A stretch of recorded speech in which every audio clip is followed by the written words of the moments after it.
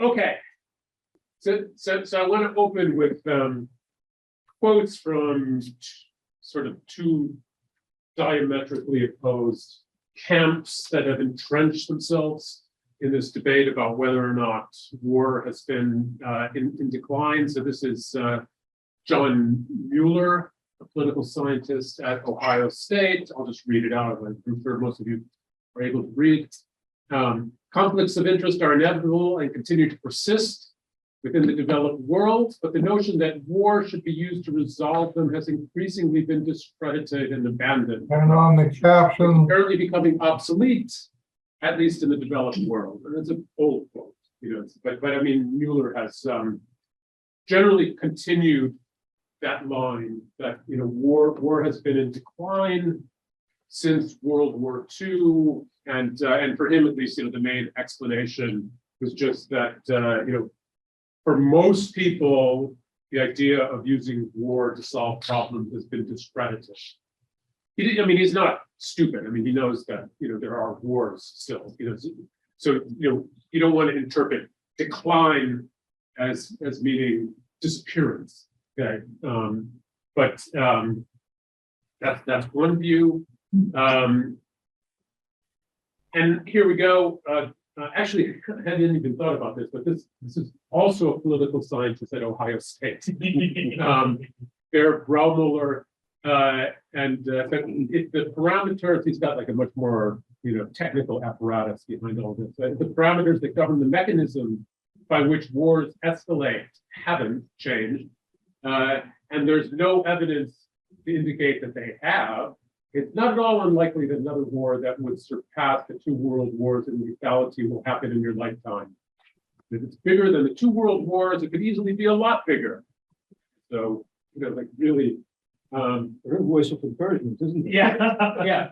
So this is actually taken from, he's got a whole book making this case, but it's taken from, maybe the most important chapter. And in the conclusion to that chapter, he actually opens with saying something like, we're all going to die. And then he goes on to say, I was thinking of just leaving that as the conclusion and moving on. But I decided it wasn't specific enough. So Now we know exactly. so we get to that. Okay. So anyway, we've got a big difference of opinion. Let's say, actually, Neil Mackay in his talk alluded to this, but he sort of picked two different figures. The decline of war crowd, it was Steven Pinker, and for the we're all going to die point of view, it was Nassim Nicholas Taleb. So there are more people. I'd like to feel that I'm a player in this debate. So okay, now almost everything that you see in this literature is based actually off of a single database, and even on kind of one small piece of that database. So there's this database that's called Correlates of War, was originally created some decades ago at the University of Michigan, and the international relations literature, I would say, this is like the #1 workhorse. They started with this interstate war database, and then eventually added sort of other related databases, so one on intrastate war, and then another extra systemic war, they call it. But the fact of the matter is that at least for political scientists / international relations people, those other data sets might as well not exist. This is the one. It's the interstate database correlates of war that they're using. So I'm now going to dedicate some time to rubbishing the correlates of war interstate database that argue that, it really should have no place actually in this debate. So, first of all, it has, a really weird concept of international war that's actually, deeply rooted in colonialism. And so, like on a first pass, it seems, okay, maybe that's reasonable that an interstate war is a war between two states. Okay. So at least if that's all you're interested in, only those kinds of wars, okay. Except that the way interstate war was defined is that, a state is something that England or France recognized as being a state. And this is maintained all the way up until the founding of the United Nations. And then after the founding of the United Nations, how switches to recognized by the United Nations as a state, which is, I think much more reasonable. So as a consequence, you've got literally zero wars in sub-Saharan Africa, the scramble for Africa notwithstanding. You have zero wars in South Asia, the Great Game notwithstanding. I think off the top of my head, I can't remember, but I think that there's not a war in China until around 1870 or there. I can't remember exactly when Britain formally recognized China. So it's not until Britain recognizes China, that China can make an appearance in this. And so you're missing a lot of wars, because of that, and for not very good reasons. So that is problem number one, and that's really the main problem. But there are a couple other problems, which are somewhat important, if not quite rising to the level of problem number one. So it starts formally in 1816, although it doesn't discover a war until 1823. So this is right after a pretty violent period, in fact. So we're missing the Napoleonic Wars. We're missing the wars of French independence. We're missing the 7 Years' War. They went back just a little bit more. It's sort of specifically chosen, to come after the Congress of Vienna. So you could reasonably hope, and we'll talk about this. There's some truth to the idea that this was a reasonably peaceful period within Europe. Okay. Although the European powers, and they basically stopped fighting with each other and then started, projecting their power further afield, but not against states as they saw it. Also, the coding of deaths is kind of hit and miss in correlates of war. It was done, most of this, some decades ago, and standards for building a database, I think, were much lower back then. So we don't really even have documentation on where a lot of these numbers came from. And some of the numbers are, just manifestly false. They could easily be discredited. But Cow doesn't seem to have any kind of error correction mechanism. They just carry on because there have been critiques of this, at least 20 years old. That had no. I mean, there was an effort run out of the Peace Research Institute of Norway, where they went through in excruciating detail and produced a if you printed the thing out, it would be like this thick of a critique of just the battle depth coding decisions in POW, and it's just it's actually quite unread. You can sort of browse around from war to war, and you can see what different sources say. And but again and again, it really calls for correction in cow figures, but they don't do it. Now, and also maybe worth mentioning in passing here that one strategy of dealing with these problems, which I myself have followed in the past, is to just use the other cow databases. Because if missing wars is the problem, then why don't we use the other parts of the cow database that cover many of those wars?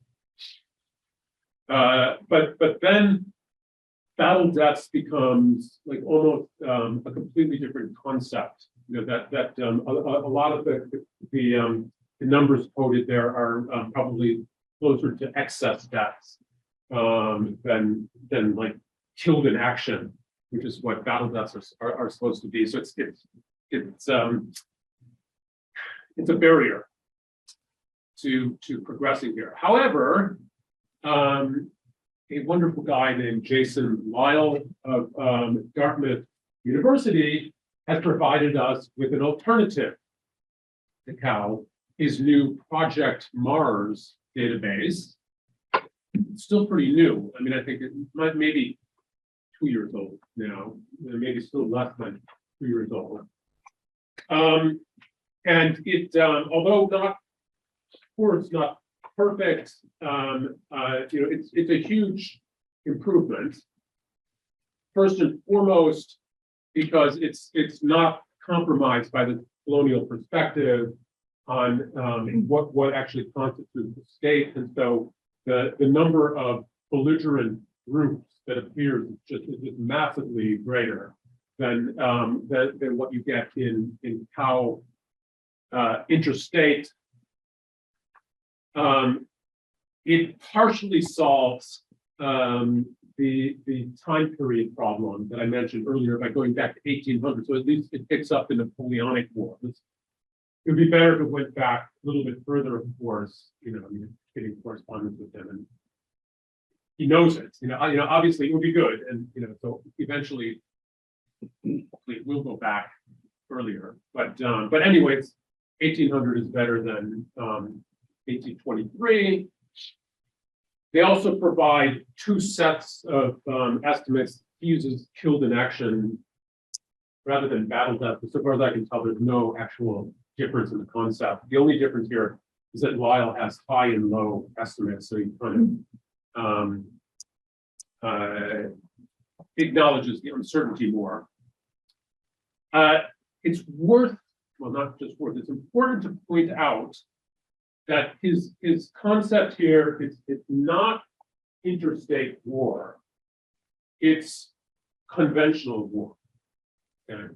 So so these don't have to be states fighting. You asked me so what do we mean by conventional war, and I'll try to avoid the cheap answer saying ask Lyle.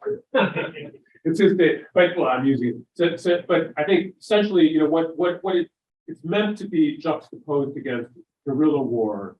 So I think what he's looking for is evidence that there are fixed positions, and then something like battles, that aren't just hit and run type actions. Of course, with a lot of these, you'll have guerrilla elements mixed in with conventional, but I believe that in cases like that, you'll classify it as a conventional war. I think Vietnam would be an example that we've got conventional elements. You've got guerrilla elements, but in Vietnam is definitely in there. Okay, so now I'll show you a couple tables that kind of tell you at a glance what the difference is. For the moment, I would just say focus on the rightmost columns in these tables. Okay, so this is Mars, the new ones. The rightmost column is here. So these are annual rates for 3 different time periods: the 19th century, the first half of the 20th century, and then 51 to 2011. And so what we've got here is, in the 19th century, you've got 1.5 wars per year starting.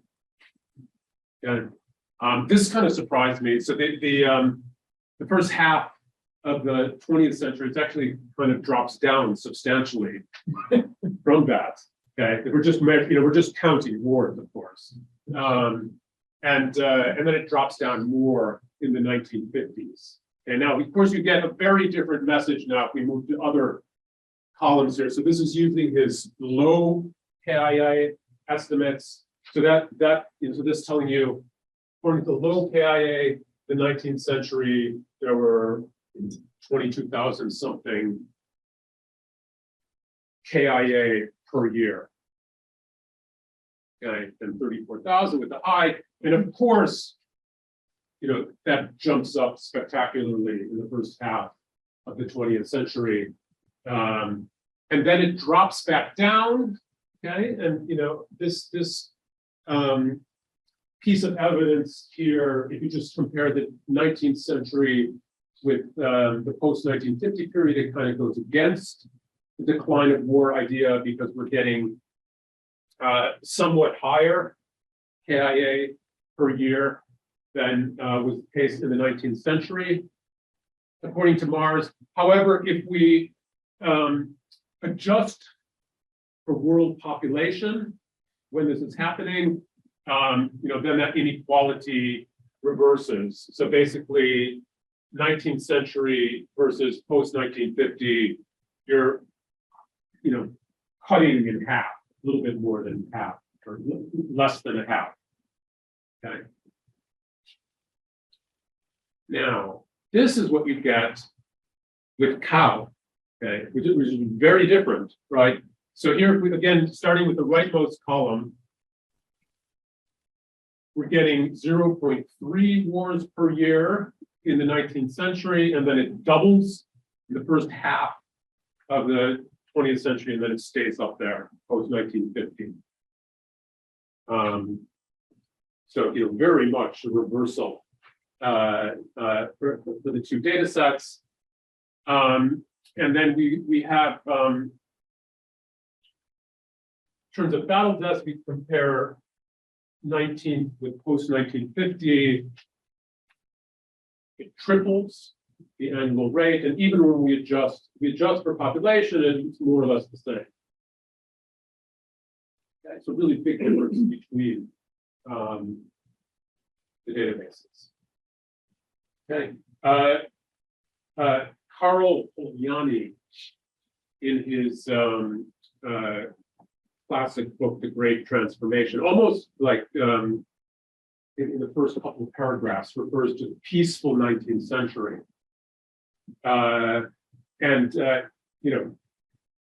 sort of said this already, that if you're only looking within Europe, yes, it looks like a pretty peaceful century. It's certainly more peaceful than the 18th century. But if you take a more global perspective and do it seriously, not so much. Okay. So in the paper, if you read the paper, which I'm happy to send to anybody, we haven't released it in general yet, but it will be soon.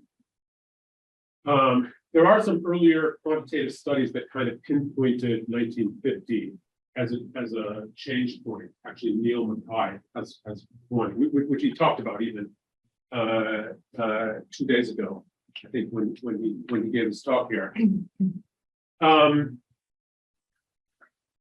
Although all of this is kind of compromised, and I've got one of the three, I include one by myself, but they're all kind of compromised by use of cow or cow-related data. But still, that kind of provided some motivation for why in those tables we were focusing on 1950. But we also absorbed some work, non-quantitative work of Cold War historians and political scientists, and actually a lot of people do make a case for the Korean War as being a pivotal point in the Cold War. I mean, the story, we're still kind of trying to think about exactly the best way to think of this, but I think that the story we're currently telling in the paper is that we're just coming out of really total all-out war, and Korean War might have actually gone that direction. That's sort of what the recent experience was. Why not? And we know that important people like MacArthur were pushing for the use of nuclear weapons, and then of course the Soviets didn't really have capacity to retaliate, at least when MacArthur was pushing it. By the end of the war, I think maybe they actually reached that point, or shortly thereafter. But it could have, although it was like a really big, horrible war, it could have potentially gotten quite a bit worse. And so the U.S., Soviet Union, and partners, I think, kind of reached kind of implicit understanding about keeping war limited. The competition continues and is quite fierce in a lot of ways, but without escalating all the way up. Okay, so now I'm going to show you another picture.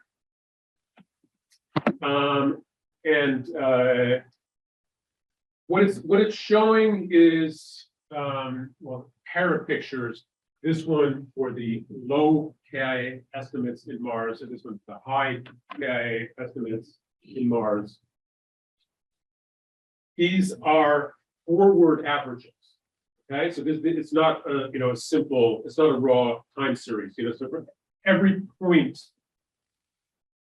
in time, what we're doing is we're taking total KIA from that point to 2011 and then dividing by the number of years. Okay. And then I've marked a few, hopefully it's semi-low legible here, but this is the Chinese Civil War, Korean War, Vietnam War. Same markings here. You can guess what maybe those words are, even if you can't read it. So this kind of suggests, post World War II or post 1950, there does seem to be some kind of decline. That said, maybe you're not super impressed because, anything before the World Wars is going to be huge, and then anything after, so a lot of what we're seeing here is just that we just don't get anything as big as the World Wars after that. Okay. I say, I don't know, so maybe given what I just said, I shouldn't have put the obviously there, but the trend seems to be down. Why more slides? Okay, so let me just say, the quote at the beginning from Barrett Brownmore, like, what is his point anyway? Because it does seem like if you just look at the raw numbers, it seems to go down. So why are they not convinced? So the idea here is that if you look at the distribution of war sizes, there's a pretty fat tail to it. So at the high end, of course, the bigger the war, the less the frequency of it. But the rate at which the frequency of war occurrence drops off as the sizes get larger and larger is not nearly as fast as you might imagine. And especially if you're conditioned to working with data that looks like a bell curve. Okay? So, if it were a bell curve, we wouldn't see, something like one of the world wars would be just a completely bizarre, nearly impossible anomaly. But the distribution of war sizes, seems to be, this fat tail there. So although really huge wars are rare, they're not apparently exceedingly rare.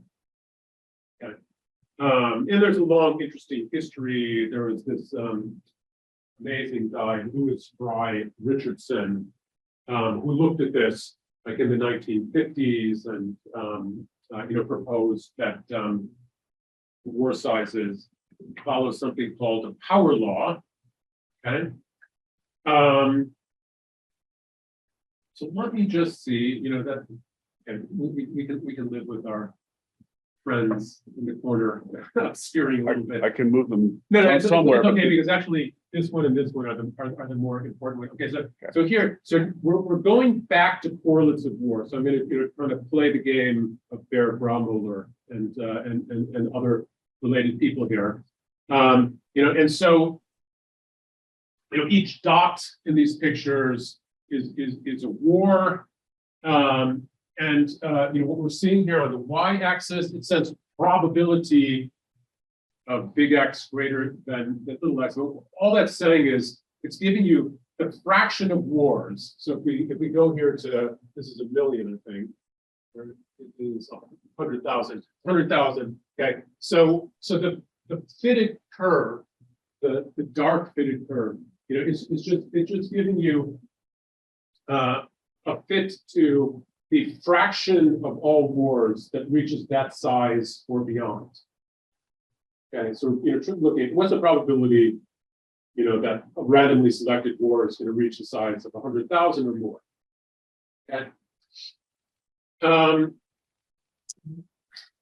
So we've got, actually, I've got 3 different fits to the correlates of war data, using different functions here. And ever since Richardson, so Richardson had proposed that it was a power law.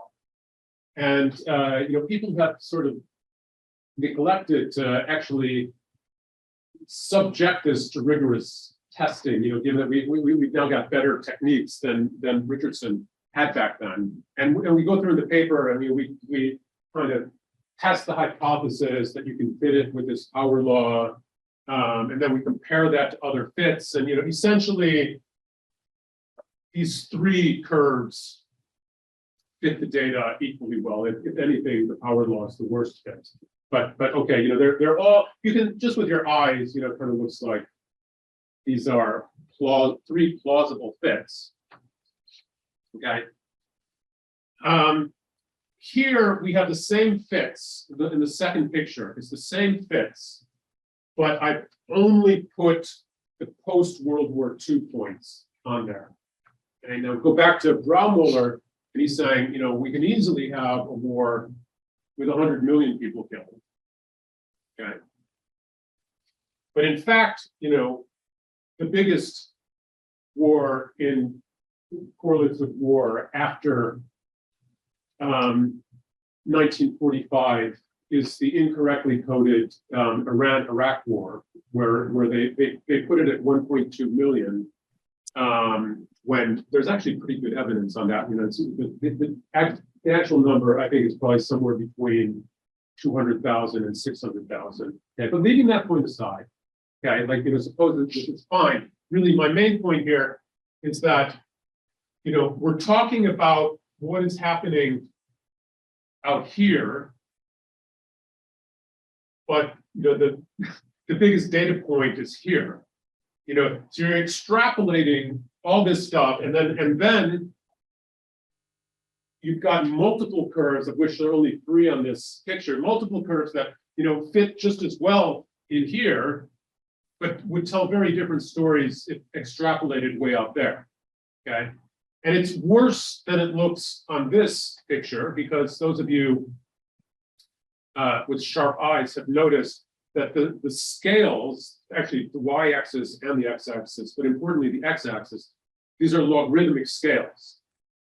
Okay, so it compresses things, more and more as you move out to the right. So here I unlocked the scale. So these are the same, although they're now curved because it's not on a logarithmic axis anymore. So now, that's your biggest data point. And when Brommuller is saying, we could easily have something out here, he's like projecting the curve all the way there. Okay. And actually what he did was, Well, Michael, neither one of these projections are terribly, makes anybody particularly happy. There's still a very Yeah. substantial probability, right? yes, Under any of this. under any of them, well, yes, so, yeah, so one of them is worse. There's always. You know, so this one is worse, you know, it's higher up, you know, this one is better. But actually the differences are, they're non-negligible. I mean, I've forgotten the exact figures of the trends, but it's like the difference between, you know, one war out of 80 reaching this size, you know, versus one war out of 300 reaching this size. But yeah, you know, 1 in 300 is still alarming. You know, if it truly is going on like this, I guess my main point would be more that, you know, any of these projections are not really worth the screen that it's projected onto. You know, because you're just going so far beyond any data that you actually have. You know, so what he does is he fits a pre-war curve, and then he fits a post-war curve, and he says, well, the slopes of the two are about the same. And so that tells me a lot about what's happening way out here, and I think it doesn't really tell you anything about what's happening way out there. Tell you that the probability of World War II scale war is perfectly horribly high, right? Yeah, it would. So if you believe in this projection, that's exactly what it would say, that the probability of World War Even if II. you cut entirely that everything other than World War I, World War II, the probability is still there. Nothing changed. Well, if you think that it's an ongoing, According to this picture. according to the picture, yeah. According to the picture, yeah. Yes, but even to kind of put up with that, I do think there's still a sort of inherent colonialism to the question being asked, which is the question being asked seems to be, what is the likelihood of you as a member of a USNC state, as a citizen of a United States, a United Nations Security Council state, a member with either with a nuke or under the nuclear umbrella? What are the chances of you as a citizen of one of those states being engaged in a war where you would be liable for being killed, a World War II scale war, which may miss that point that post 1950, the Cold War is a war primarily waged against the civilian populations of third world states by the United States against. And so if we're asking, what is the chances of me as a human being to be killed as a result of violence?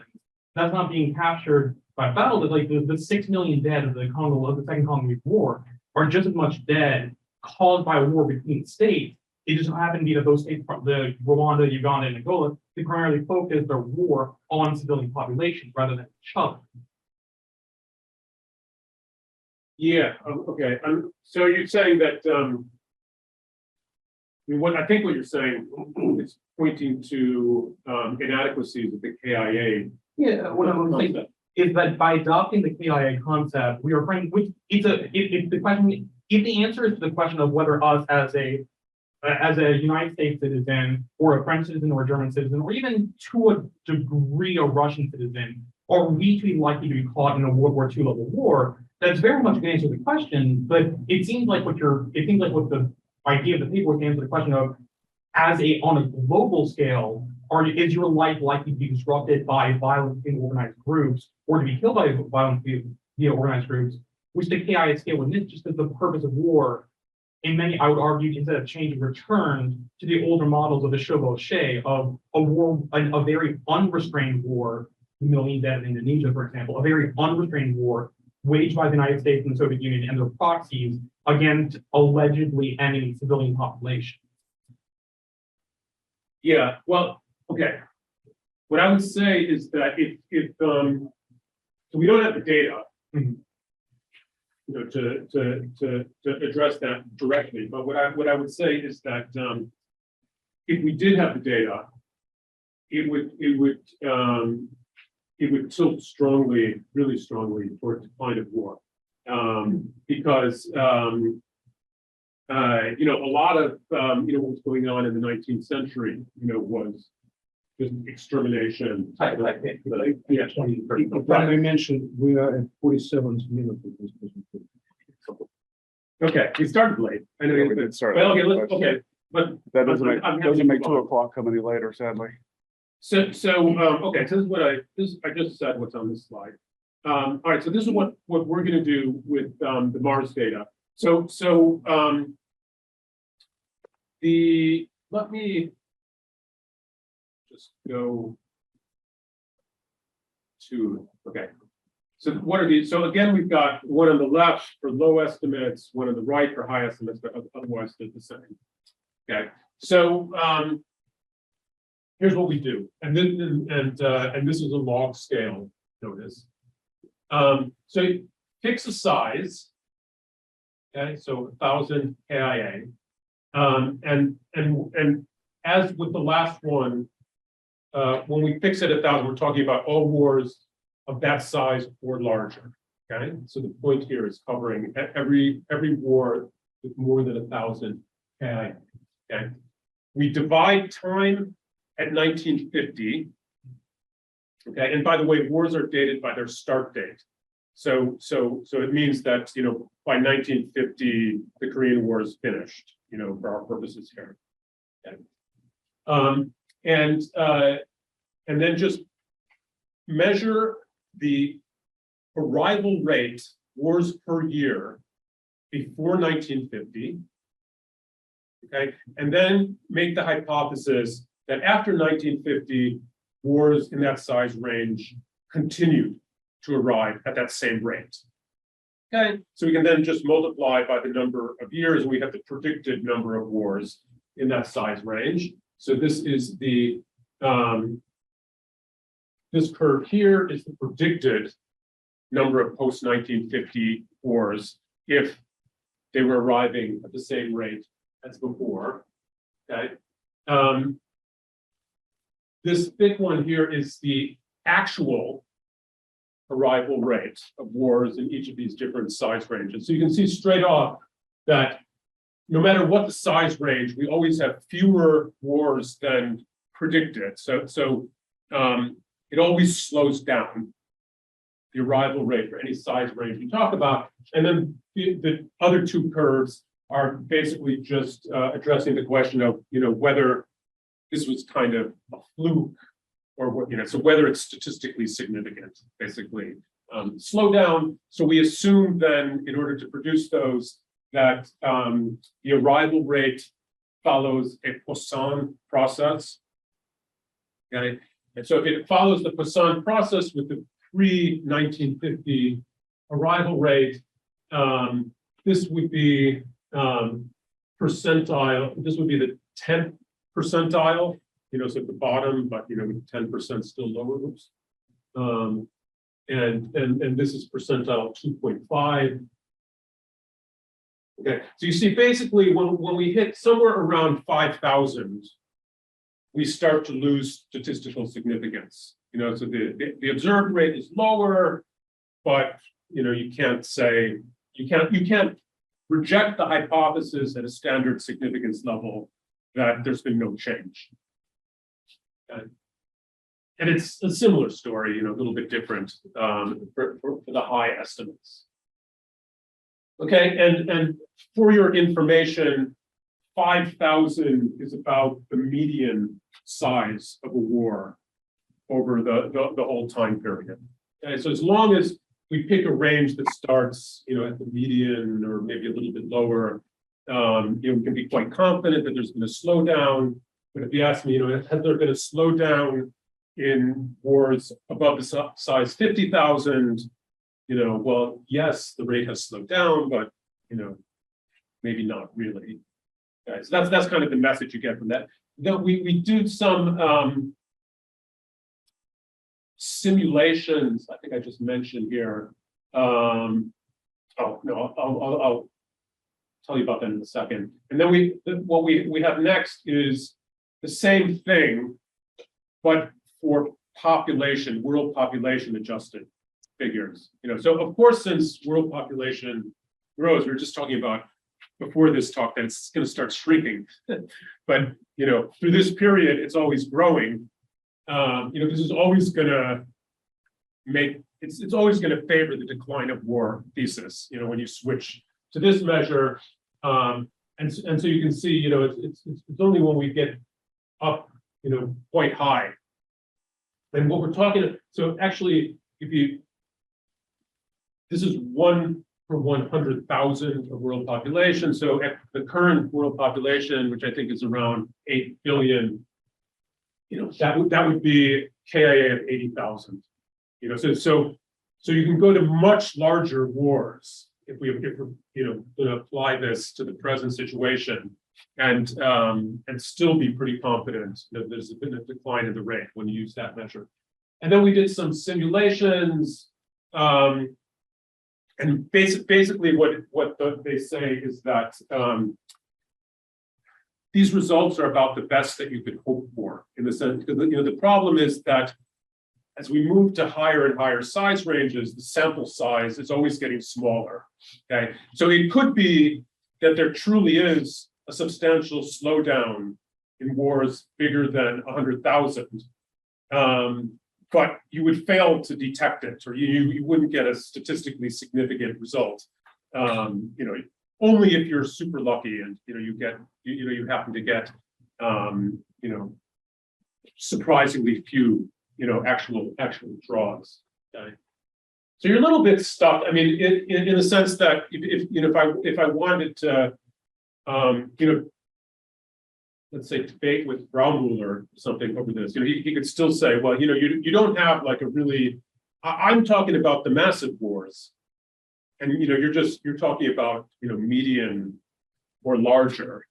I think it's kind of by necessity that you can't do that, but we try to address that with a Bayesian approach. Okay, actually, could you click on either one of those, and then it should take us. Oh yeah, here we go.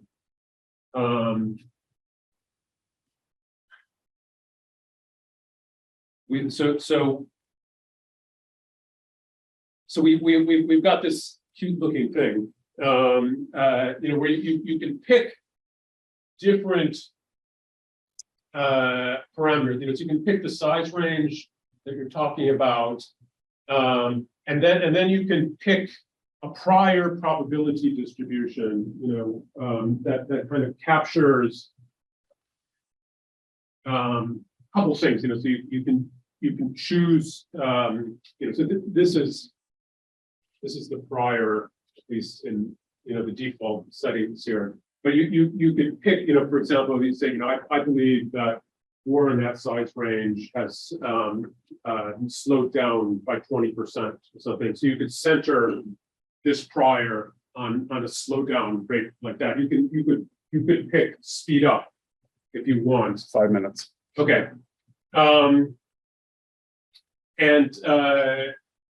you can pick a parameter also on how the variance of the prior, and then this will then confront it with the data, convert your prior into a posterior, and basically what it's going to show. I'm not going to try to in 3 minutes kick you out of the chair and get this kick out one little result, but and this is the pre-1950 rate. So you can sort of look at, given your prior, you get a posterior over the rate at which wars are arriving, and you can, to my mind, maybe I haven't played around with it enough, but to my mind, it always kind of returns a result that the concentration of probability is to the left, generally well to the left. You can't necessarily, get, as I was saying before, rejection of the no change hypothesis at a standard significance level, but generally, since there's a preponderance of evidence, and especially if you pick the the setting for the population adjusted figures. Okay. Can you hit return? Yeah, no, we should go back to the presentation. All right, worked. So that's it. Yes, I would say if the evidence is, I don't know if I overstated here, but I claim overwhelming in population adjusted terms, and it's fairly strong, although you have to give up the idea that the classical hypothesis testing that there's no change unless it's almost overwhelming. All right, so that was the highlight reel. There's some more stuff in the paper, but I think that was the main thing.